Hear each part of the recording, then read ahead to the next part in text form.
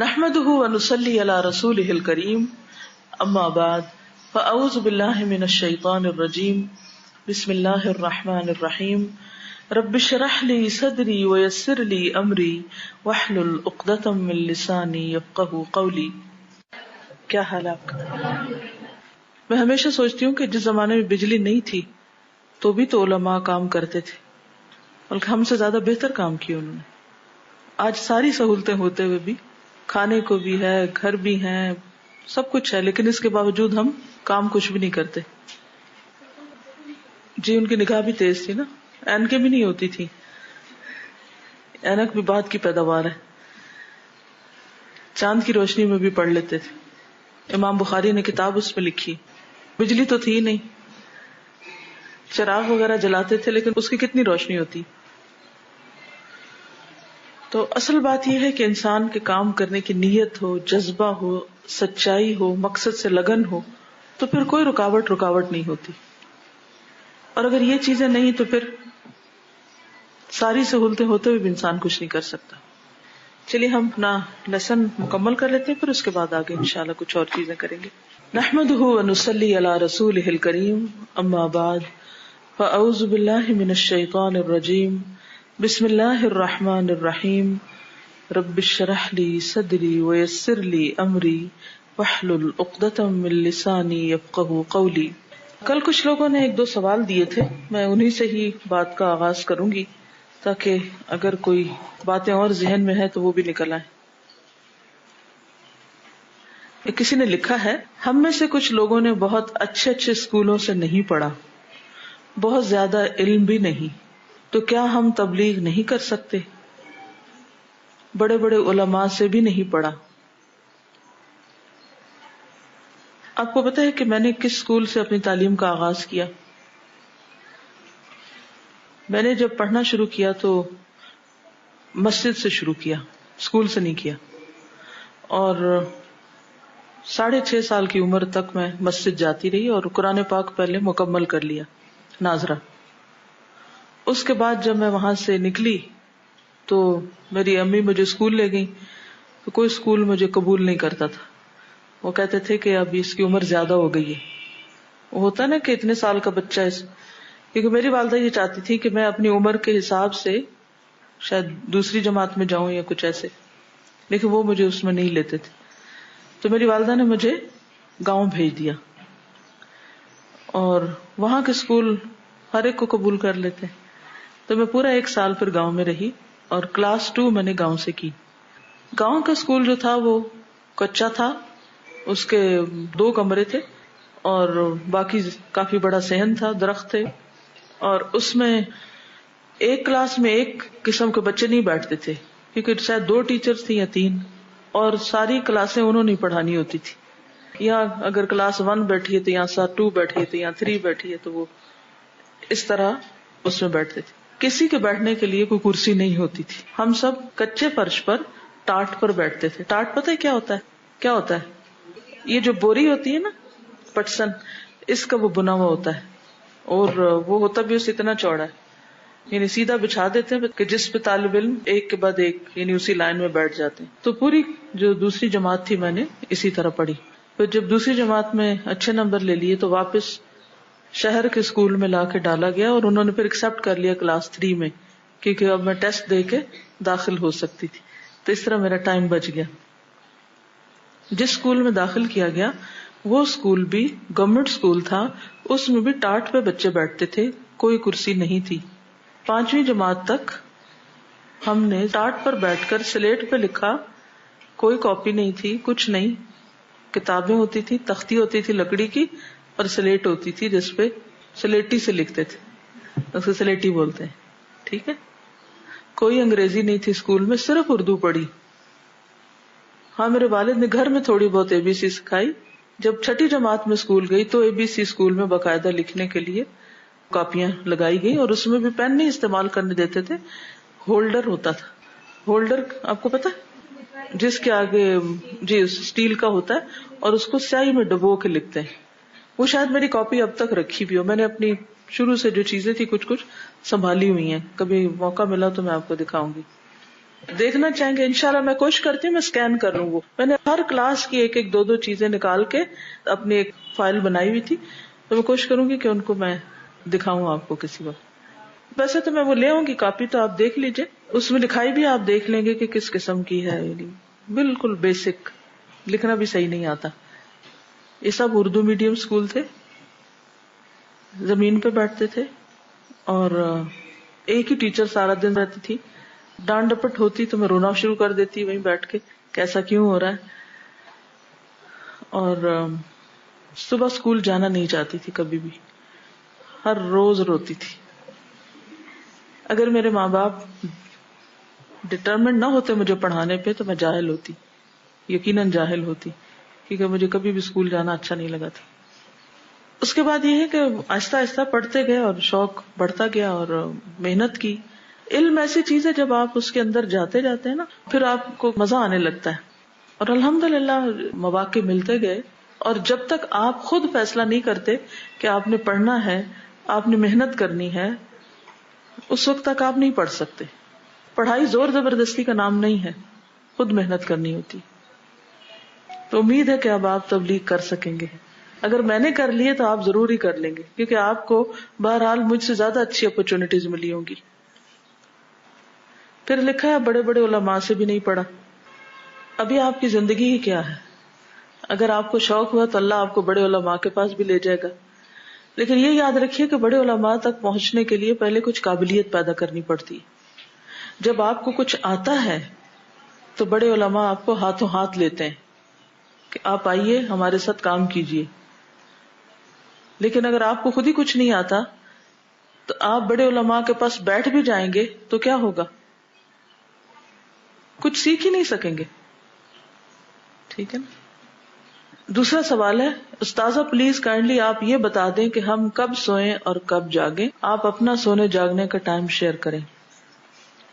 اس سوال اور اس جیسے سارے سوالوں کے جواب میں یہی کہوں گی کہ آپ کسی بھی معاملے میں رہنمائی چاہتے ہو تو محمد الرسول اللہ صلی اللہ علیہ وسلم کو دیکھیں. وہ کامیاب ترین انسان تھے. کیونکہ میں خود یہی کرتی ہوں کہ جب مجھے کوئی فیصلہ کرنا ہوتا ہے کہ مجھے کوئی کام کیسے کرنا چاہیے, کسی کے ساتھ کیا معاملہ کرنا چاہیے, تو میں فوراً وہاں دیکھتی ہوں کہ وہ کیا کرتے تھے اور کوشش کرتی ہوں کہ ان کو کاپی کروں. اور آپ سب کو بھی یہی کہوں گی کہ وہیں دیکھیے. پچھلے دنوں دعویٰ اکیڈمی میں ایک لیکچر تھا, تو انہوں نے چونکہ اصرار کیا تو میں نے جلدی میں چند چیزیں ایسی اکٹھی کی اور جا کے کچھ باتیں وہاں کی. اب ان کا اصرار تھا کہ اس کو لکھ کر بھیج دیں, تو اب وہ یہ کہ میں نے ان سے کہا جو میں نے بولا اس کو لکھ لیں. تو وہ پھر منگوا کے اس کو ٹائپ کرایا اور تھوڑی سی چیزیں اس میں اور ایڈ کی. تو اگر آپ چاہیں تو کل میں آپ کے ساتھ شیئر کر سکتی ہوں, کیونکہ ان دنوں میں مجھے چونکہ اس پہ تھوڑا پڑھنے کا موقع ملا, تھوڑا لکھنے کا, تھوڑا اس کو ٹھیک کرنے کا, تو کئی چیزیں میرے اپنے ذہن میں تازہ ہو گئی. تو میں آپ کورس کے اختتام پر ایک زاد راہ دینا چاہوں گی کہ آپ اپنے معمولات, لوگوں کے ساتھ تعلقات, ان چیزوں کو سنت کے مطابق کر لیں. وہ چونکہ کوئک ہے, 2-3 صفحوں کا, ایسے ہی اس میں لمبی چوڑی باتیں نہیں کی گئی, صرف مختصر جملوں میں یہ بتایا گیا کہ آپ کیا کرتے تھے. اس کا ٹائٹل ہے محمد الرسول اللہ معمولات اور معاملات. معمولات سے مراد روزمرہ کے آپ کے معمولات, یعنی کہ دن بھر میں کیا کرتے تھے, اور معاملات یعنی لوگوں کے ساتھ کیسا برتاؤ تھا. اس ٹاپک کو میں نے اس لیے چنا کہ ہم میں سے اکثریت ان 2 چیزوں میں فیل ہوتی ہے. کیسے؟ روزمرہ کے جو معمولات ہیں ان کے بارے میں کچھ پتہ نہیں ہوتا کہ کیا کریں, اور جو معاملات ہیں وہ تو مشکل سے ہی کسی کے اچھے ہیں لوگوں کے ساتھ. تو بہت ضروری ہوتا ہے کہ ہم اپنے آپ کو یاد دہانی کراتے رہیں. تو میں ہمیشہ اپنے آپ کو یاد دہانی وہیں سے کرواتی, تو آپ بھی وہ کر سکتے ہیں. یہ اصل میں نے بہت ساری کتابوں سے چن کے چھوٹے جملے اکٹھے کر دیے. کسی بھی سیرت کی کتاب کو اٹھا لیں, لیکن آپ کو یہ ساری چیز یکجا نہیں ملتی. عام طور پر مختلف لوگ مختلف پہلوؤں سے دیکھتے. میں نے تو اپنے اینگل سے دیکھا ہے نا کہ مجھے کیا چاہیے. ایک عام انسان جس کو اپنی زندگی کو سنت کے مطابق ڈھالنا ہے, وہ کیا کرے. سادے لفظوں میں, سیدھے اسٹریٹ جملوں میں چند باتیں سہولت کے لیے. کوئی علمی مقالہ نہیں ہے, کوئی بہت اسکالرلی باتیں نہیں ہیں, کیونکہ پرسنلی میرا رجحان زیادہ اس چیز کی طرف ہوتا ہے کہ قرآن بھی عمل کے لیے آیا اور سنت بھی عمل کے لیے، باتیں کرنے کے لیے نہیں یہ چیزیں. تو جو چھوٹی سی بات پتہ چلے اسے کر لو. صحابہ کرام کا یہی طریقہ تھا. بالکل صحیح. ایسی کوئی شرط نہیں ہے. بہت سی چیزیں لوگوں نے اپنے وہم و گمان سے بنا رکھی. اگر آپ میری والدہ سے پوچھیں تو مجھے بات نہیں کرنی آتی تھی، نہ میں زیادہ بات کرتی تھی، زیادہ خاموشی رہتی تھی. لیکن جب کنوکشن آئی کہ قرآن سچ ہے تو اللہ نے اندر سے ہی طاقت دے دی کہ اس کو اب بیان کرو. تو مجھے لگتا ہے کہ اگر ایمان ہے نا اندر، ایمان کا مطلب یہ کہ ہم مانتے ہیں 100% اس سے اگری کرتے ہیں، تو پھر بتانے میں کیا مشکل ہے.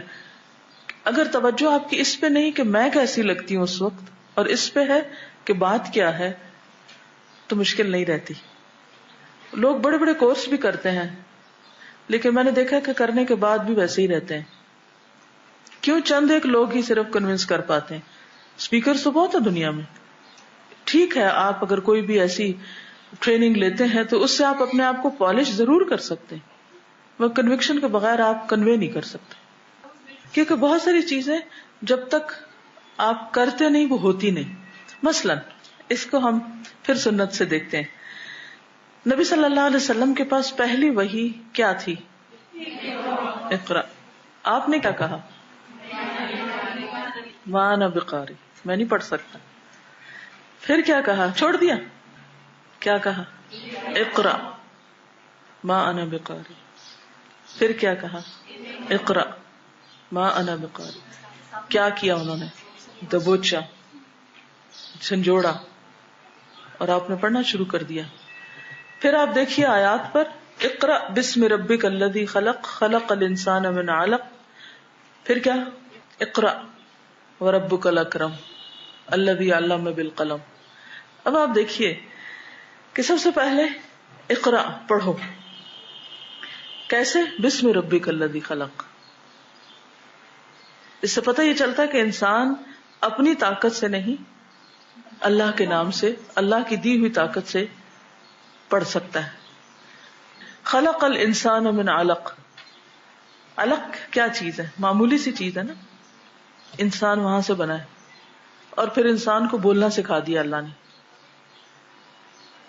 ایک معمولی چیز جس کو اللہ نے بڑا کیا اپنی قدرت سے، وہ بول پڑی. تو جس رب نے علق کو بولنا سکھایا وہ تمہیں پڑھنا بھی سکھا دے گا. اس کی طاقت پہ یقین رکھو. خلق الانسان من علق. پھر کیا کہا؟ اقرا وربک الاکرم. اللہ پہ امید رکھو، تمہارا رب بڑا کرم کرنے والا ہے. اسی کی عنایت سے بولو گے، اسی کی عنایت سے پڑھو گے. تکرار ہے. پھر کہا دوبارہ پڑھو اقرا. اور پھر الذی علم بالقلم. یہ کیا چیز ہے؟ جاندار ہے، لیکن جب اس سے لکھتا ہے انسان تو آپ کو پتہ ہے اس کی طاقت کتنی ہے؟ کتنی؟ ایک ہم بولتے ہیں نا اور ایک ہم لکھتے ہیں. کمیونیکیشن کا ذریعہ ہے، بہت بڑی طاقت ہے اس کی. کوئی جان ہے اس میں؟ کوئی ہے جان؟ کچھ بھی تو نہیں. اگر یہ لکھتی ہے اور دنیا بدل جاتی تو اقرا تم بھی پڑھ سکتے ہو. علم الانسان ما لم یعلم. آج انسان جو کچھ کر رہا ہے یہ ماں کے پیٹ سے لے کے پیدا ہوا تھا. کس نے سکھایا؟ اللہ نے سکھایا ہے. اس پہ یقین رکھو، اس پہ بھروسہ رکھو. تو اگر آپ کچھ کرنا چاہتے ہو تو اس پر اعتماد کرو، اس پر یقین رکھو، اپنے پہ نہیں کہ میں تو گاؤں میں پیدا ہوئی، یا میں ان پڑھ گھرانے میں پیدا ہوئی، یا میں نبی صلی اللہ علیہ وسلم لکھنا پڑھنا نہیں جانتے تھے اور شہر چھوڑ کے پہاڑ پہ بیٹھے ہوئے تھے جہاں کوئی بھی نہیں تھا آس پاس. وہاں پر رشتہ آ گیا، وہاں سے پڑھنے لکھنے کا کام شروع ہوا. آپ نے خیر لکھا تو نہیں لیکن آپ سے لکھا گیا. تو اسے کیا پتہ چلتا ہے کیسے ہوتے ہیں کام؟ اب آپ تبلیغ کی بات ہے یا استاد بننے کی یا سکھانے کی یا وٹ ایور، تو اب آپ کو میں کہتی ہوں کہ یہ کریں اور آپ کہتے ہیں ما انا بقاری. کس چیز کی ضرورت ہے؟ ایک لگانے کی. جب تک آپ کو اس میں پھینک نہ دیا جائے اس وقت تک آپ کام نہیں کریں گے. جھنجھوڑنے کی ضرورت ہے. یا خوف ہے, ٹھیک ہے نا, خوف ہے صرف, کیونکہ کیا نہیں. جب آپ کے سر پہ پڑ گئی تو اندر سے باتیں نکلنے لگیں گی, اور پھر آپ حیران ہوگے کہ اچھا یہ میں تھی, میں بھی کر سکتی. بالکل کر سکتے ہیں آپ. یہ کسی اور نے سوال لکھا ہے, اگر کسی سے پوچھیں زندگی کا مقصد کیا ہے تو لوگ پوچھتے ہیں مقصد کسے کہتے ہیں, تو ان کو کیا کہیں, ان کو کیا جواب دیں؟ ان کو مقصد کا معنی بتا دیں, اور معنی کسی ڈکشنری سے لا کے نہیں. آپ ان سے پوچھیں, مثلاً اگر آپ کے ہاتھ میں گلاس ہے, جو ان کو سمجھ آئے, تو آپ سے گلاس کا کیا مقصد ہے, گلاس کس لیے بنا ہے, پانی کس لیے بنا ہے, پینسل کس لیے بنی ہے, کاغذ کس لیے بنا ہے, تم کس لیے بنے ہو. یہ لکھنے کے لیے ہے, لکھے جانے کے لیے, وہ لکھنے کے لیے, پینے کے لیے, پانی ڈالنے کے لیے, اور تم بیکار. تو لوگوں کو چھوٹی چھوٹی مثالوں سے سمجھائیں, فلسفے نہیں جاڑے, تو آ جائے گی ان کو. بچے کو بھی بات سمجھ میں آئے گی, بڑے تو بڑے. ان کی سطح پر اتریں, ان کے لیول پر جا کر بات کریں. میں کوئی غلطی کرتی ہوں تو فوراً سے پکڑی جاتی ہوں, حالانکہ لڑکیاں وہی غلطیاں کر رہی تھیں مگر نہیں پکڑی جاتی. آپ اس لیے پکڑی جاتے ہیں کہ اللہ آپ سے محبت کرتا ہے اور آپ کی اصلاح چاہتا ہے. اللہ نے آپ کو کسی خاص کام کے لیے پیدا کیا اور اللہ چاہتا ہے کہ آپ وہ کام کریں, تو اس لیے رکاوٹ آتی. اور اگر آپ غور و فکر کرنے والے ہوں تو آپ دیکھیں گے کہ زندگی میں بہت سے کام جو آپ کرنا چاہتے تھے, کوشش کے باوجود نہیں ہو سکے, آپ کے رستے میں رکاوٹیں آ گئی, آپ پکڑے گئے اور آپ وہ نہ کر سکے جو آپ کرنے والے تھے, تو آپ دیکھیں گے کہ اس کے بعد آپ کا رخ کدھر مڑا, کہاں کو گئے, کیا ہوا. ریسنٹلی کوئی واقعہ پیش آیا تو میں نے بہت کوشش کی ایک کام کو مختلف طریقے سے کرنے کی, نہیں ہوا, نہیں ہوا, نہیں ہوا. وہ ہوا جو اللہ نے چاہا, اور اب مجھے سمجھ آ گئی کہ جو اللہ نے چاہا وہ بہت بہت بہت زیادہ بہتر تھا اس سے جو میں نے چاہا تھا. اور یہ ایک دفعہ نہیں, کئی دفعہ زندگی میں ہوا. صرف اپنے اندر ایکسپٹنس لائیں, اللہ کے فیصلوں کو مان جایا کریں. ہم کچھ چاہتے ہیں اور اللہ کچھ اور چاہتا ہے. وہ زیادہ بہتر ہوتا ہے جو اللہ چاہتا ہے, اسے قبول کر کے تو دیکھیں. تو اس لیے کبھی فکر نہ کریں. یہ کہتے ہیں مجھ سے غلطیاں بھی ہو جاتی ہیں, کبھی برتن ٹوٹ جاتا ہے, کبھی ہنڈی جل جاتی ہے, کبھی دودھ گر جاتا ہے, ایسا کیوں ہوتا ہے؟ اس میں ایک وجہ تو یہ ہو سکتی ہے کہ آپ کا دھیان کہیں اور ہے. یہ جو چھوٹی چھوٹی چیزیں آپ نے لکھی ہیں نا, ایسا کیوں ہو جاتا ہے؟ ابھی آپ تقوی والی زندگی نہیں گزار رہی, کانشیس نہیں ہے. یہ بھی اللہ کی طرف سے وارننگز ہوتی ہیں کہ سنبھل جاؤ, سنبھل جاؤ, سنبھل جاؤ. آپ خود اینالائز کریں, اپنے آپ کو پہچانیں, کیونکہ جب تک آپ اپنے آپ کو نہیں پہچانیں گی نا, اس وقت تک بات نہیں بنے گی, آپ اپنے آپ کو ضائع کر دیں گی. دوسری بات, کیا ناخن بڑھا سکتے ہیں؟ آپ بتائیے, چلیے. ہاں, پھر وہی بات, سنت کیا ہے, پسندیدہ کیا ہے. بعض اوقات بڑھ جاتے ہیں تو بھی یاد نہیں رہتی, کیونکہ ہوش نہیں ہوتی دیکھنے کی کہ کیا ہے. تو ذرا سے پھر وہ ایکسٹرا ہوتے, پھر یاد آتا ہے اچھا بڑے ہوئے, انسان کاٹ لے. اور پھر خاص طور پر اگر آپ تعلیم دینے والے ہیں اور قرآن و سنت کی تعلیم دینے والے ہیں, تو لازمی طور پر آپ کو خود پہلے سنت کی پیروی کرنی چاہیے. اور ایک اور بات یہ کہ جب ہم بہت شیپ دینے بیٹھ جاتے ہیں اور ان کو کتنا وقت لگ جاتا ہے, سوچے ذرا. نیچرل ہوں گے تو خوبصورت بھی لگیں گے. کوشش کے بعد بھی اگر فرض نماز سفر کے دوران سواری کے چلتے ہوئے آ جائے تو کیا کریں گے؟ رخ کا تعین کیسے کریں گے؟ سورج کو دیکھ کر. کچھ ڈرنک ایسے ہیں, مثلاً پیپسی کولا وغیرہ, کیا ان کو پی سکتے ہیں؟ ان میں کچھ کیفین ہوتی ہے وغیرہ وغیرہ, جو بھی لکھا ہے. پھر کیا دیکھیں گے؟ اگر یہ ڈرنک آپ محمد صلی اللہ علیہ وسلم کو پیش کرتے, پیتے؟ ان نیچرل چیزیں, جتنا نیچر کے قریب ہوں گے اتنے پرسکون ہوں گے. سادہ غذا ہوگی, بیماریوں سے بچیں گے. اگر زندگی میں کوئی کام کرنا ہے تو اپنی حفاظت کریں. مور حلال ہے یا حرام؟ مجھے اس کی ضرورت نہیں کبھی محسوس ہوئی کہ میں جانوں, اس لیے معلوم بھی نہیں کیا, کیونکہ کبھی ذبح کرنے کا نہیں اس کو سوچا. اتنی خوبصورت چیز ہے کہ اللہ نے اس کو ہمارے کھانے کے لیے میرا نہیں خیال پیدا کیا ہو. قصر نماز کے بارے میں آپ نماز نبی پڑھ لیجیے. لکھا کہ بعض اوقات استاد جو ہے وہ گلٹ میں ڈال دیتے ہیں. یہ بھی درست رویہ نہیں ہے. کسی حد تک تو احساس دلانا چاہیے، لیکن اگر گلٹ ڈیولپ کر دی ہے تو پھر آپ فائدہ نہیں اٹھائیں گے اس طالب علم کی صلاحیتوں سے. انکریج بھی کریں اور کام کرنے کا طریقہ سکھائیں. جب آپ کوئی بھی سفر شروع کرتے ہیں نا تو چلتے جاتے ہیں. جیسے اگر آپ ڈرائیو کر رہے ہیں تو بعض اوقات آپ کو ایگزیکٹ ایڈریس نہیں پتا ہوتا کہ کدھر جانا ہے، تو پھر آپ کیا کرتے ہیں؟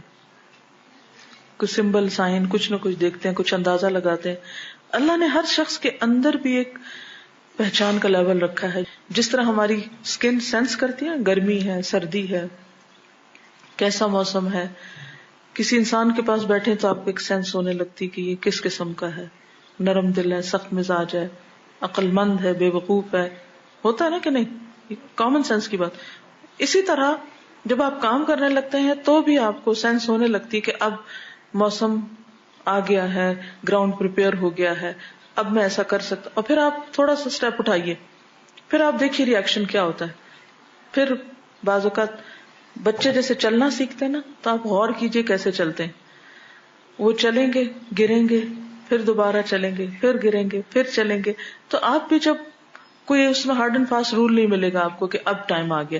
آپ سینس کریں گے، آگے بڑھیں گے، دیکھیں گے کہ ابھی نہیں، تو ماحول آپ کو خود ہی بتا دے گا کہ ابھی نہیں ٹائم. پھر پیچھے ہٹیں گے، پھر گریں گے، پھر غلطی کریں گے، پھر اس کے ساتھ ساتھ آگے. چھوٹی چیزوں سے شروع کریں، ریلیٹ کریں. ہر بات پڑھ کے کوشچن کریں اپنے آپ سے کہ اچھا آج کے دور میں اس کو میں اپنی عملی زندگی سے کس طرح ریلیٹ کر سکتی. اصل میں ہم نے سوچنے کا انداز سیکھا ہی نہیں، ہمارے نظام تعلیم میں یہ ہے نہیں. لیکن اب پھر کسی کو بھی بلیم کرنے کی بجائے آپ شروع کر دیں. میں نے ایک جملہ پڑھا تھا جس نے مجھے بہت زندگی میں فائدہ دیا کہ جو پیچھے مڑ کے دیکھتے رہتے ہیں وہ پیچھے رہ جاتے ہیں. جو چلتے ہوئے پیچھے مڑ کے دیکھتے ہیں وہ پیچھے رہ جاتے ہیں، اور جو آگے دیکھتے ہیں وہ آگے بڑھ جاتے ہیں. سمپل سی بات ہے، سمپل سا فارمولا ہے. اگر آپ ہر وقت ماضی کو دیکھتے رہیں گے نا کہ میرے ساتھ یہ ہو گیا، میرے ساتھ بچپن میں یہ زیادتیاں ہوئی، فلاں نے مجھے حق نہیں دیا، میرے ساتھ ایسا ہو گیا ویسا ہو گیا، تو آپ کچھ نہیں کر سکیں گے. اس سے چاہے کتنا بھی ہو زور لگا کے باہر نکل آئے ایک دفعہ کہ مجھے اب نہیں سوچنا. اگر کوئی فلیشز آئیں بھی تو اس کو اگنور کر دیں. اور جو آگے دیکھتے ہیں کہ واٹ نیکسٹ، کیا کرنا ہے، اس کے لیے کیسے پلاننگ کرنی، اس کے لیے کیسے قدم اٹھانا ہے، تو ہی وہ آگے نکلتے ہیں. کیوں نہیں بدل سکتے؟ میں 50 سے ابو ہوں اور میں اب تک اپنی عادتیں بدلتی ہوں. اور اس کی چھوٹی سی مثال میں آپ کو دوں گی کہ جیسے نئی ٹیکنالوجی آتی ہے، آپ مثلاً ونڈوز ایکس پی کے ساتھ یوز ٹو ہو چکے ہیں. میں نے کئی سال اس پہ کام کیا. پہلے تو میں نے کبھی کمپیوٹر کو دیکھا بھی نہیں تھا، ٹچ بھی نہیں کیا. کام شروع کیا اس پہ کیا، اس سے مجھے ایپل پہ سوئچ کرنا پڑا. اب وہ آنکھیں بند کر کے بندہ چلا رہا ہوتا ہے نا سارا کچھ، کلک کیا، یہاں سے ایکس کیا، یہاں سے آگے گئے پیچھے گئے، سارے پروگرامز اس کے مطابق. اب جب سوئچ کیا تو وہ تو کچھ اور ہی نکل. 2-4 دن مشکل ہوئی، اس کے بعد بالکل عادت بدل گئی. اب اس کے بعد میں نے ایک اور چیز پہ اپنے آپ کو سوئچ کیا، اس پہ تھوڑی سی مجھے اوپر نیچے ہو رہا ہے، لیکن چند دنوں کے بعد اس پہ بھی ہو جائے گا. تو اگر ہم بدلتے حالات کے ساتھ اپنے آپ کو بدل لیتے ہیں، اپنی عادتیں بدل لیتے ہیں، تو کبھی نہیں یہ سوچیں کہ یہ نہیں ہو سکتا. ایک چیز اپنی زندگی سے بالکل باہر نکال دیں کہ یہ ہو نہیں سکتا. یوں سوچنا شروع کریں کہ یہ ہو سکتا ہے. ہو سکتا ہے میں نہ کر سکوں، لیکن اٹس ویری مچ پاسبل. اور جب تک یہ سوچیں گے نہیں کہ یہ ہو سکتا ہے، یہ ممکن ہے. میں نے جب الہدا کا یہ سلسلہ شروع کیا تھا، اس سے پہلے یونیورسٹی میں پڑھاتی تھی. 4 سال میں جو کورسز پڑھائے جاتے تھے ان سب کو میں نے بیٹھ کے کاپی پہ لکھ کے ڈیوائڈ کر کے 1 سال میں میں نے اسے کہا کہ 1 سال میں ہو سکتا ہے. میں نے جس کے آگے بھی رکھا یہ اپنا پلان، سب نے ایک ہی بات کی، یہ نہیں ہو سکتا، یہ نہیں ہو سکتا. اور میں ہر دفعہ کہتی تھی یہ بالکل ہو سکتا ہے، یہ بالکل ہو سکتا ہے. اور یقین تھا مجھے کہ ہو سکتا ہے. لوگ کہتے تھے 30 سپارے سال میں اور ترجمہ یاد ہو جائے اور سمجھ آ جائے، یہ نہیں ہو سکتا. کیسے نہیں ہو؟ اللہ نے انسان کو صلاحیت دی ہے، ہم ایکسپلور نہیں کرتے، استعمال نہیں کرتے. یہ تو سب کو بات پتا ہے نا کہ انسان مر جاتا اور اپنے دماغ کا 2% بھی نہیں استعمال کرتا. کبھی میں سوچتی ہوں کہ پھر اس باقی کو اللہ نے پیدا کیوں کیا جب یہ استعمال ہی نہیں کر رہا؟ تو اس کا پھر آنسر اللہ نے مجھے دیا کہ اللہ نے جنت اور جہنم رکھی ہے نا. باقی وہاں جا کے استعمال ہوگا، کیونکہ یہ تو ختم تھوڑی ہو جاتے ہیں مرنے کے بعد. دنیا بس 2% بھی بہت ہے دنیا کے لیے، کیونکہ اس سے زیادہ کیپیسٹی نہیں ہے، ٹائم نہیں ہے. جب تک بعد ٹائم ہم میچور ہوتے ہیں ہمارا جسم کمزور ہو چکا ہوتا ہے اور ہم اس کو استعمال ہی نہیں کر پاتے. تو پھر یہ جو باقی ہے نا 99% آپ کا، اس کو اللہ نے جنت کے لیے رکھا ہے. وہاں کی لذتیں بھی ختم نہیں ہونے والی اور اس کو استعمال کرنے کی طاقت بھی ختم ہونے والی نہیں، اور ہر روز ایک نئی چیز آپ ایکسپلور کریں. کرنا کیسے، ہاؤ ٹو ڈو اٹ. پھر سنت پہ لوٹیں، پھر سنت پہ جائیں. حضرت بلال کون تھے؟ کیا کام تھا ان کا؟ شین پروناؤنس نہیں کر سکتے تھے. وہ آپ کو پتا کیسے کہتے تھے؟ اشہد ان لا الہ الا اللہ. آخر تک کیا حضور صلی اللہ علیہ وسلم ان کو معزول کر دیا تھا کہ تم غلط اذان دیتے ہو؟ نہیں. کچھ چیزیں ایسی ہیں کہ جو ہم نہیں کر سکتے، یعنی پروننسیشن کے حوالے سے یا کوئی خاص انوائرمنٹ کے حوالے سے، تو اس صورت میں لا یکلف اللہ نفسا الا وسعها. وہ مخصوص چیزیں جو ہیں ان کے بارے میں پوچھ نہیں ہے، لیکن ان کو مثال بنا کے باقی چیزوں کا ہم انکار نہیں کر سکتے. اسی طرح روٹ ورڈز اس لیول کے لوگوں کے لیے نہیں ہے. نبی صلی اللہ علیہ وسلم نے تدریج کے ساتھ پڑھایا، مختلف لوگوں کو مختلف طرح پڑھایا. بعد میں صحابہ کرام کو آپ دیکھیں کہ انہوں نے سب نے قرآن پڑھا، سنا، کچھ نے لکھا، لیکن ہر ایک نے اپنے ظرف کے مطابق لیا اور اس کے مطابق اس کی خدمت کی. آج کا لیکچر اگر چاہیں تو تھوڑا سا مکمل کر لیتے ہیں، ورنہ میں سوال جواب میں بہت خوش ہوتی ہوں. میرا دل ہے کہ ایک دفعہ میں اینڈ اس کو کر لوں، پھر اس کے بعد، کیونکہ پھر وہ ادھوری چیز جو ہے نا وہ اچھی نہیں ہوتی. آداب المعلم فی درسہ، یعنی سبق پڑھاتے وقت انسان کو کن چیزوں کا خیال رکھنا چاہیے. اس میں انشاءاللہ ایک میرا لیکچر ہے بہت پرانا، کچھ 10-11 سال پہلے میں نے دیا تھا، تدریس قرآن کے طریقے، how to prepare your lesson and تدریس کرنی کیسے. That is a full lecture. اس لیے میں اس پارٹ پر بہت زیادہ وہ نہیں تھی ورڈ، کیونکہ مجھے پتا تھا کہ کچھ نہ کچھ میٹر موجود ہے. وہ آپ سن سکتے ہیں جب آپ کو کوئی قرآن پڑھانے کا شوق آئے، درس دینا ہے یا تفسیر کرانی ہے یا کچھ بھی کرنا ہے، وہ آپ سیکھ سکتے ہیں. لیکن چند میں اجمالی باتیں آپ کے ساتھ کرتی ہوں.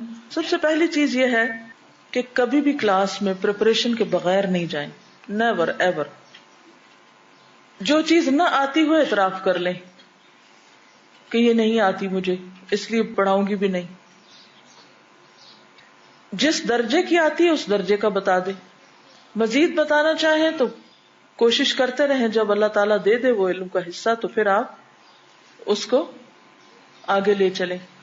پھر یہ ہے کہ کلاس میں جانے سے پہلے جو پریپریشن کرنی ہوتی ہے وہ صرف علمی پریپریشن نہیں، ذہنی، روحانی، جسمانی، جذباتی، علمی، ہر لحاظ سے پریپریشن.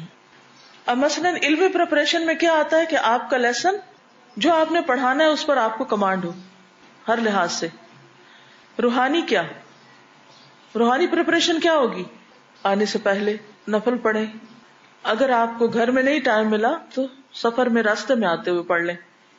میں اکثر سواری پہ نفل پڑھتی ہوں کلاس میں آتے ہوئے، ایک معمول رہا ہے میرا. وہ ڈرائیونگ نہیں کرتی، گھر سے نکلے اور اگر زوال کا ٹائم نہ ہو، پتہ ہوتا ہے نا اپنے گھر سے کہ قبلہ کدھر ہے، تو بیٹھتے ہی بس ایک دفعہ اللہ اکبر کر لیا اور نفل شروع کر لیے. اسی طرح یہ ہے کہ استغفار کرتے ہوا ہے، ذکر کرتے ہوا ہے. پریپریشن اور ڈلیوری کے درمیان کوئی فضول باتیں نہیں.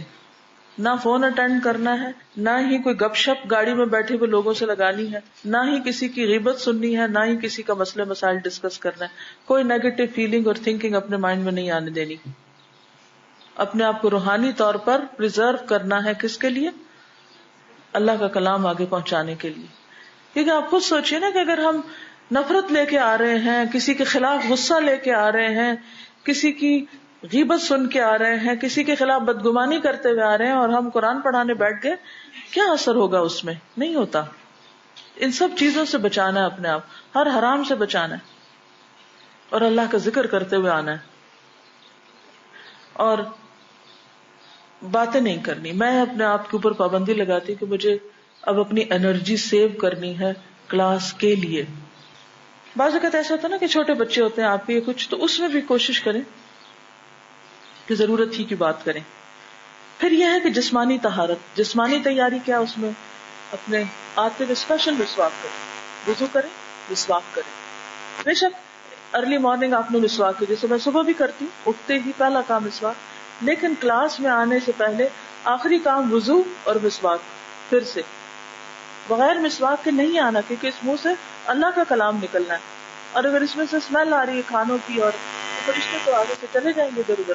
کپڑوں سے اسمیل نہ آتی ہو, خوشبو ایسے نہیں لگانی جو باہر پھیل کے ڈرائیور کو پہنچے. اگر آپ گھر سے آتے ہوئے, بھلے ڈرائیور بوڑھا مرد بھی کیوں نہیں, اگر آپ کی خوشبو اس تک پہنچ گئی, آپ ایک حرام کام کر کے آئے اور انتہائی غلط کام کر کے آ رہے ہیں, آپ کی بات میں اثر کہاں سے آئے گا؟ اگر آپ اللہ کی نافرمانی کرتے ہوئے آ رہے ہیں تو آپ کیا کریں, اس سے بھی پرہیز کریں. پھر اسی طرح اچھا ڈریس پہنے, صاف ستھرا ڈریس پہنے, آتے ہوئے لازمن کپڑے چینج کریں.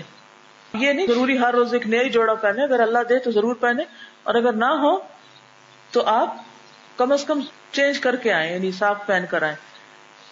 امام مالک کا آپ نے پڑھا ہی ہوگا, سال کے ہر دن میں نیا جوڑا پہنتے اور پرانا صدقہ کرتے جاتے.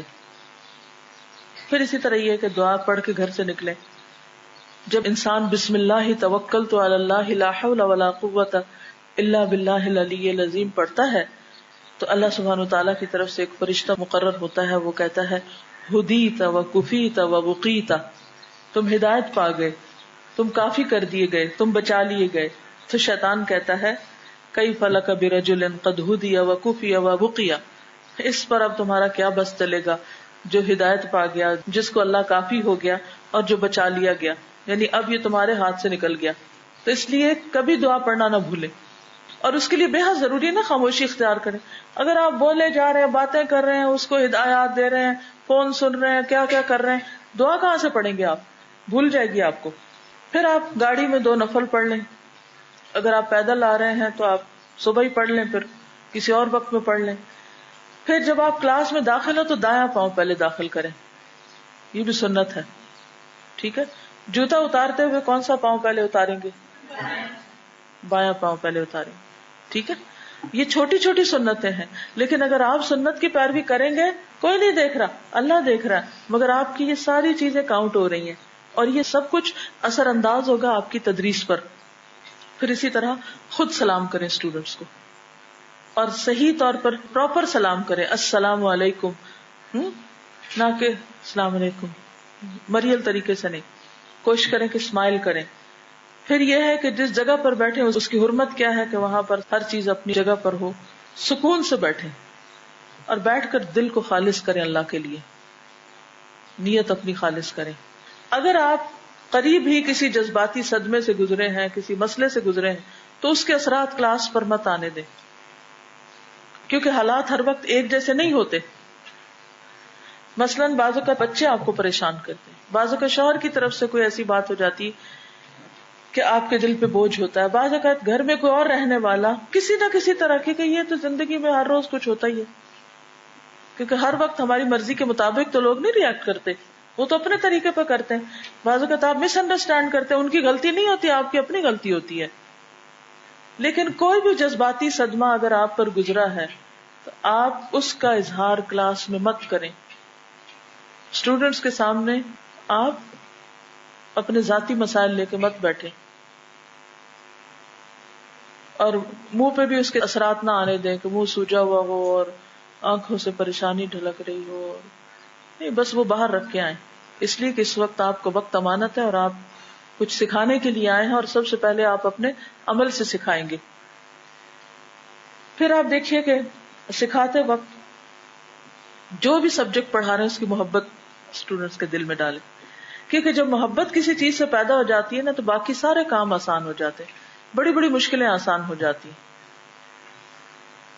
پھر اسٹوڈنٹس کو مشکل سبجیکٹ پڑھا رہے ہیں تو ان کو بیچ بیچ میں کوئی نہ کوئی واقعات سنائیں, کوئی قصہ, کوئی کہانی, کوئی ادھر ادھر کی بات شیئر کریں. جو طالب علم نہ آئے ہوں ان کے بارے میں پوچھیں, ایک دفعہ سب پر نظر ڈالیں, ترتیب کا خیال رکھیں کلاس کی. کوشش کریں کہ اسٹوڈنٹس ہی سے نہیں, ان کے والدین سے بھی تعلق ہو, خصوصاً اگر وہ چھوٹے ہوں, بچے ہوں. پڑھاتے وقت حسب ضرورت آواز بلند کریں, نہ تو اتنا چیخ چلا کے بولیں کہ اس کی ضرورت نہ ہو آپ کو, کوشش کریں کہ اتنا اونچا بولیں کہ دوسروں کو بات سمجھ آ جائے، نہ آہستہ کہ سمجھ نہ پائے، نہ تیز کہ تھک جائیں لوگ سن سن کے، بلکہ درمیانے رویہ اختیار کریں. پھر یہ ہے کہ اسٹوڈینٹس کے رویوں کا بھی کلاس میں جائزہ لیں کہ کوئی سو تو نہیں رہا، کوئی ہنس تو نہیں رہا، کوئی آپس میں باتیں تو نہیں کر رہے. ان چیزوں پر بھی تھوڑا چیک رکھیں. پھر یہ کہ انصاف سے کام لیں کلاس میں. یہ نہیں کہ کچھ لوگوں کو اپنا فیوریٹ بنا لیں اور باقی سارے لوگ جو ہیں وہ ستیلے بن جائیں. اگر کوئی نئے طالب علم کلاس میں ہے تو ان کو بھی اہمیت دیں، کیونکہ پرانوں کے ساتھ تو انڈرسٹینڈنگ ہو چکی ہے، نئے آنے والوں سے مشکل ہوتی ہے استاد کو، لیکن ان کو بھی ویلکم کریں. پھر اسی طرح یہ ہے کہ دوران تدریس اپنے دل کا، نیت کا جائزہ لیتے رہیں کہ میں یہ کیوں کر رہی ہوں سب کچھ. اس کی وقتاً فوقتاً آپ کو خود اپنے اوپر چیک رکھنا چاہیے. پھر یہ ہے کہ شکر گزار رہیں کہ اللہ نے یہ موقع دیا ہے، کام کو بوجھ نہ سمجھے. اور پھر یہ ہے کہ کوشش کریں کہ جو آپ نیت لے کر گئے ہیں پڑھانے کی، اس کو پورا کریں، ود ان لمٹس اپنا کام مکمل کرنے کی کوشش کریں، اللہ یہ کہ کچھ اوپر نیچے ہو جائے، وچ از ویری نیچرل. اور ایک چیز آپ سب سے یہ کہوں گی کہ قرآن جو ہے وہ قیامت کے دن شفاعت کرے گا، اس لیے اس کو اس کا حق دینے کی کوشش کریں. کسی نے مجھ سے ریکویسٹ کی تھی اسٹوڈینٹس کو، یہ تو آپ نے بتایا کہ وہ اچھے استاد کیسے بنے، انہیں یہ بھی بتائیں کہ وہ آپس میں ان کے تعلقات کیسے ہوں. تو آپس کے جو تعلقات ہیں، بعض اوقات آپ بہت اچھے استاد ہوتے ہیں لیکن آپ کے اپنے کولیگز کے ساتھ اچھے ریلیشنز نہیں ہوتے. کیا اس کا اثر اسٹوڈینٹس پہ پڑتا ہے؟ آپ کو نظر آتا ہے کہ یہ لوگ آپس میں ٹھیک نہیں ہیں؟ کوئی باجیاں اگر آپس میں کوئی نہ اچھی طرح بولیں، انچارجز یا ٹیچرز یا کسی اور بھی اسٹاف کے ساتھ اگر کمیونیکیشن اچھی نہ ہو، کیونکہ اسٹوڈینٹس جو ہے صرف کلاس میں نہیں آپ کو دیکھتے، باہر بھی دیکھتے ہیں کہ آپ معاملہ کیا کر رہے ہیں. اس لیے بے حد ضروری ہے کہ جس ادارے میں آپ کام کر رہے ہیں وہاں پر اللہ کی خاطر ایک دوسرے سے محبت کریں، ایک دوسرے کی غلطیوں کو معاف کریں، ایک دوسرے سے درگزر کریں. کیونکہ اگر آپ اپنے مشن کے ساتھ سچے ہیں تو پھر آپ کے لیے مشکل نہیں ہوگی. ٹھیک ہے نا؟ کیونکہ یہ بے حد ضروری ہے کہ آپ اپنے مقصد کے ساتھ مخلص ہو. جب مقصد پیارا ہوگا نا تو صرف اسٹوڈنٹس نہیں، اپنے ساتھی بھی پیارے ہوں گے. یعنی جو اس کام میں تعاون کرتا ہے نا وہ سبھی اچھے لگیں گے. مثلا آپ اپنے ڈرائیور کی قدر کیوں کریں گے؟ اس کے ساتھ احسان کیوں کریں گے؟ اس کا شکریہ کیوں ادا کریں گے؟ ہر دفعہ آپ اس کو جزاک اللہ خیر کیوں بولیں گے؟ جی کیوں کریں گے اس کے ساتھ احسان؟ کیونکہ وہ آپ کو یہاں لاتا ہے. چوکیدار کا آپ کیوں شکریہ ادا کریں گے اور اس سے کیوں اچھی طرح بات کریں گے؟ اس کو خود کیوں سلام کر کے اندر آئیں گے؟ ریسپشن پہ کیوں آپ اسمائل دے کر گزریں گے اور سلام کر کے اور عزت احترام کے ساتھ؟ ہاں کیوں کریں گے ایسے؟ کیوں؟ اگر وہ وہاں نہ بیٹھے ہوں تو آپ اندر کہاں سے آئے؟ پھر کوئی کینٹین پہ کسی کو دیکھیں، بک سٹال پہ دیکھیں، راستے میں دیکھیں، کیوں آپ ان کے ساتھ اچھا سب کے ساتھ کریں؟ سب کو دیکھ کر دل باغ باغ کیوں ہوگا آپ کا؟ سبھی تو اسی کام میں معاون ہے. اور جینوئنلی، یہ نہیں اوپر اوپر سے، جینوئنلی ایک ایک کو میں جب بورڈ پہ کچھ لگا دیکھتی ہوں نا تو میرے دل سے دعا نکلتی ہے کہ جس نے لگایا اللہ اس کا بھلا کرے. کس نے مجھے یہ چیز یاد دہانی کرا دی، کیونکہ یہ ہمارے ایمان کا حصہ ہے کہ ہم کس سے محبت کریں، جو اللہ کی محبت میں ہم سے تعاون کرے. پھر آپ دیکھیے کہ اگر کوئی مسئلہ پیش آ جائے تو کیا کریں؟ اسٹوڈنٹ کا آپس میں لڑائی جھگڑا ہو جاتا ہے، کیا کریں؟ پوری دنیا کو سنائیں؟ ہر ایک کو جا کے بتائیں؟ نہیں، اسی سے سالو کرنے کی کوشش کریں. جب تک زندگی میں آپ کو پرابلم سالونگ نہیں آتی نا تو آپ کامیاب انسان نہیں ہو سکتے. ہم عام طور پہ کیا کرتے ہیں، مسائل دوسروں تک لے جانے کی کوشش کرتے ہیں کہ وہ ذرا ہمارے حصے کے سالو کر دیں. آپ کو خود آنا چاہیے کہ کیسے سالو کریں. ادھر ادھر شکایت کرنے سے کبھی مسئلہ نہیں حل ہوتا، مسئلہ بڑھ جاتا ہے اور عمل بھی کافی ضائع ہو جاتے ہیں. پھر اسی طرح اگر آپ باہر نکلے مثلاً بریک میں، دیکھا ہے کہ کچھ لوگ بغیر یونیفارم کے کوئی اندر آئے ہوئے اجنبی سے لوگ، ان کے ساتھ کیا کریں؟ ان کے ساتھ بھی سلام. کیوں؟ وہ کیوں کریں؟ جی آپ صلی اللہ علیہ وسلم نے کیا فرمایا تھا کہ اس کو بھی سلام کرو جس کو اور جس کو نہیں جان. اچھا کوئی چیز مرضی کے خلاف ہو رہی ہے تو کیا کریں؟ حل کرنے کے علاوہ اس کو برداشت بھی کریں, جیسے بجلی نہیں تھی. ہاں اب اگر ہم اس وقت اس کی کمپلینٹ شروع کر دیں تو پڑھائی کیسے ہوگی؟ ایک دن میرا بیٹا اسکول سے آیا تو کہنے لگا کہ بالکل وقت ضائع ہوتا ہے, میں نہیں جا رہا اسکول. میں نے کہا کیوں؟ کہتے ہیں ہمارے ٹیچر 15-20 منٹ تو صرف بچوں کے بہیویئر کے اوپر بات کرتے رہتے ہیں, یہ یوں بچہ خراب ہے, یہ ایسا ہے, یہ ویسا ہے, آج کل کے بچے ایسے ہیں. تو میں بہت بور ہوتا ہوں, اتنا ٹائم ویسٹ ہو جاتا ہے, اس سے بہتر نہیں میں خود پڑھ لوں. میں نے کہا یہ سب ایکسکیوزز ہے, اس سے بھی بندہ سیکھتا ہے. جو کام کوئی ایسا کر رہا ہو جو نہیں کرنا چاہیے تو تمہیں اپنی زندگی میں وہ نہیں کرنا چاہیے, اس سے تم بچو. انسان عقل مندوں سے بھی سیکھتا ہے اور کم عقل ہے ان سے بھی سیکھتا ہے. تو طالب علم جو ہوتا ہے نا وہ ایک ایک چیز نوٹ کر رہے ہوتے ہیں, اس لیے ان سب چیزوں کو مائنڈ میں رکھنے کی ضرورت ہے. پھر آپ دیکھیے کہ ٹیم ورک جو ہے وہ بھی بہت ضروری ہے.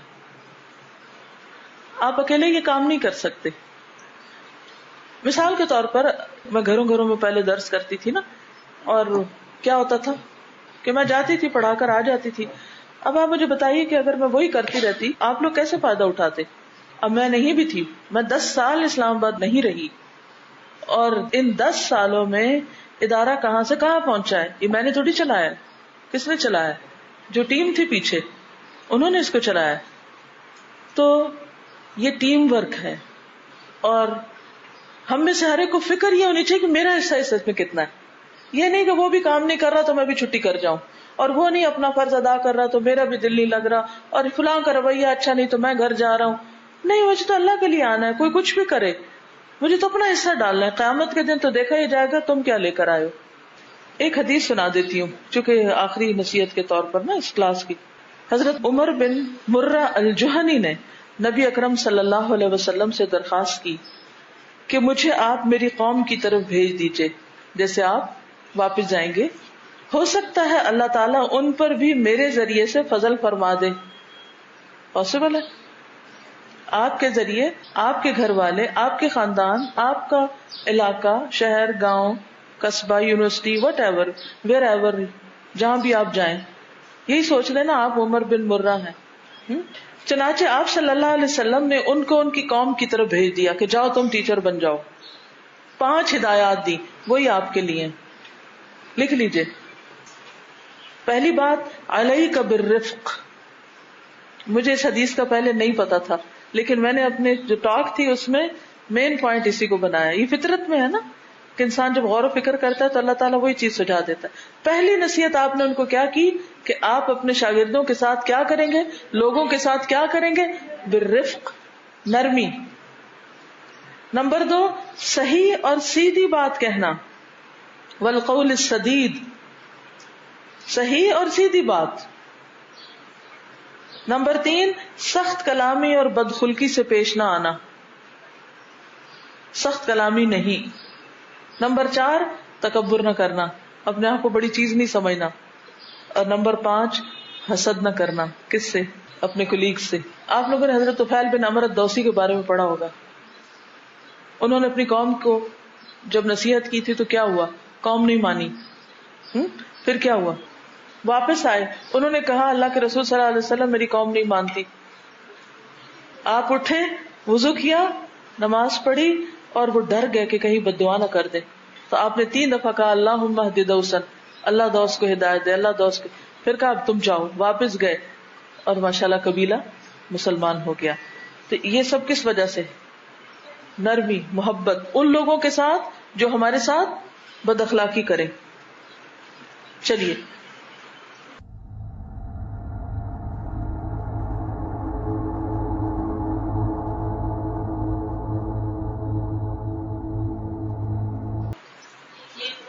یوحدنا, ہمیں ایک کرتا ہے. اللہ تعالی انزلہ ورسول اللہ ھذا القرآن هو الهادی لأوائلنا وأواخرنا, ہمارے پہلوں کے لیے اور ہمارے. هو معجزۃ اللہ الکبریٰ, وہ بہت بڑا. عن سر الکون, کائنات کے رازوں کے بارے میں یحدثنا ہمیں باتیں بتاتا ہے. فلنعمل نحن بمنہجہ، چاہیے کہ ہم عمل کریں اس کے منہج، اس کے طریقے پر. اخیا اے بھائی، پتہ نہیں کیا بیچ میں کہا، ہلم بنا آؤ ہمارے ساتھ ہم سب یہ کام کریں. اللهم لك الحمد أنت نور السماوات والأرض. اللهم لك الحمد أنت نور السماوات والأرض. اس میں یہ آیت ہے نا کہ اس میں کوئی بھی چھوٹا بڑا لکھا ہوا نہیں ہوگا ایسا کہ جو اللہ تعالیٰ نے چھوڑا رہا. تو کل ایسا تھا کہ جب میں لیکچر لے رہی تو یہاں پہ میرے سامنے کمپیوٹر پڑا تھا نا، اس میں دیکھ رہی تھی کہ جب آپ بول رہی تھی تو وہ سارا فوراً سے لکھ رہا تھا اس کو، اور ایک سیکنڈ بھی چپ ہوتی تھی وہ بالکل پلین لائن ہوتی تھی. اور میں کہہ رہی تھی کہ یہ بھی لکھ رہا ہے کہ وہ بالکل خاموش ہے لیکن پھر بھی اس میں لائن لگ رہی ہے. تو فرشتے بھی اس طرح ہماری ہر چیز لکھ رہے ہوں گے. کمپیوٹر پہ ہونے والی ریکارڈنگ کو اگر آپ نوٹ کریں تو اس کے جو لیولز ہوتے ہیں، کوئی اوپر تک جاتا ہے، کوئی آدھے تک ہوتا ہے، کوئی تھوڑا ہوتا ہے، کوئی زیادہ ہوتا ہے، کوئی چوڑا ہوتا ہے. تو اس پہ بہت حیرت ہوتی ہے نا کہ جس انداز سے ہم بولتے ہیں وہ بھی تصویر بن رہی ہوتی ہے. میں خود اسی پہ ہلی ہوں کہ ہم دن رات کوششیں کرتے رہتے ہیں. کبھی ہم نے غور کیا کہ یعنی کہ ان کا نتیجہ کیا نکل رہا ہے، وقت کہاں لگا رہے ہیں اور اس آؤٹ کم کیا ہے. اصل میں یہ لطف ہی ختم ہو گیا نا، تو ہر چیز میں ہی لطف ختم ہو گیا. ہمارے اندر ختم ہوا تو ہم کڑوے ہوئے تو ہم نے کڑواہٹ پھیلا دی. جو میٹھے ہوتے ہیں میٹھا عام کر. استاذہ اس میں عمل صالحہ کی بات ہوئی نا کہ والدین کے جو عمل صالحہ ہوتے ہیں وہ آگے اولاد کو خزانے اور وہ سب کچھ ملتا ہے. تو میں سوچ رہی تھی کہ کل ہم سب کے والدین آ رہے ہیں تو ان کی کوئی نہ کوئی نیکی ایسی ہے جس کی وجہ سے ہم سب یہاں آئے ہیں، تو ہمیں ان کا بہت شکر گزار ہونا چاہیے اور ان کے لیے دعا کرنی چاہیے. جزاکم اللہ خیرا. سبحانک اللہم و بحمدک، نشہد ان لا الہ الا انت، نستغفرک و نتوب الیک. السلام علیکم و رحمۃ اللہ وبرکاتہ.